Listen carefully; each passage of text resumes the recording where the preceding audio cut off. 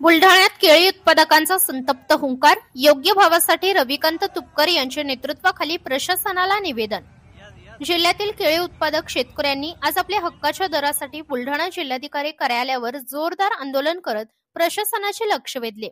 क्रांतिकारी शेतकरी संघटनेचे नेते रविकांत तुपकर यांच्या नेतृत्वाखाली शेकडो शेतकऱ्यांनी एकत्र येत अंजनगाव बोर्डातील केळीला बुरहानपूर रावेर प्रमाणे दर मिळावा यासाठी निवेदन दिले।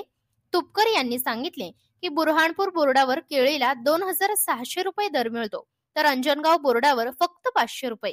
ही तफावत अन्यायकारक आहे। शेतकरी उत्पादनासाठी मोठ्या प्रमाणावर खर्च करत असतानाही त्यांना योग्य मोबदला मिळत नाही, याकडे त्यांनी प्रशासनाचे लक्ष वेधले। सध्या केळी उत्पादनाचा प्रति क्विंटल खर्च 300 ते 500 रुपये असून एका झाडामागे 80 ते 90 रुपये खर्च येतो। मात्र बाजारात मिळणारा दर अत्यंत कमी असल्याने शेतकऱ्यांचे आर्थिक गणित बिघडले आहे। रविकांत तुपकर यांनी व्यापाऱ्यांच्या पद्धतींवरही टीका करत सांगितले की अनेक व्यापारी केळीचे वजन अंदाजे घेतात। ही कॅरेटवरची लूट थांबली पाहिजे। यावेळी शेगाव येथे स्वतंत्र केळी बोर्ड स्थापन करण्याची मागणीही करण्यात आली आहे।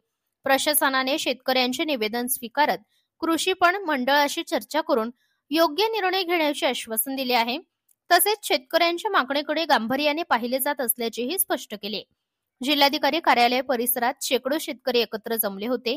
केळीला योग्य भाव मिळालाच पाहिजे, शेतकऱ्यांचा हक्क द्या, अशा जोरदार घोषणा देत त्यांनी आपला आवाज बुलंद केला। Bureau report, India news 1 Marathi.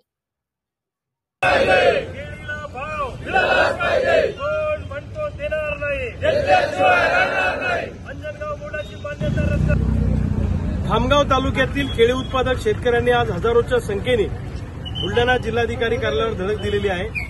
Additional collector Shri खांदे साहेबांची आज भेट घेतलेली आहे आणि या भेटीमध्ये सगळं केळी उत्पादक शेतकऱ्यांच्या व्यथा मांडण्यात आलेला आहे। यामध्ये खामगाव तालुक्यातल्या केळी उत्पादक शेतकऱ्यांना अंजनगावचं बोर्ड अतिशय कमी भाव देतं, सांगताना 400-500चा भाव, पण प्रत्यक्ष 350-400 रुपयाचाच भाव मिळतो।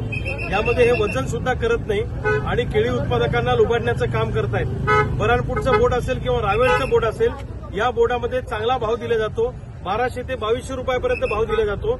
आणि आमच्या अंजनगाव बोर्ड जे आहे हे मात्र अंजनगाव बोर्डाच्या अंतर्गत येणारे व्यापारी मात्र अतिशय कमी भाव त्या ठिकाणी खामगाव तालुक्यातल्या शेतकऱ्यांना केळी उत्पादकांना देतात।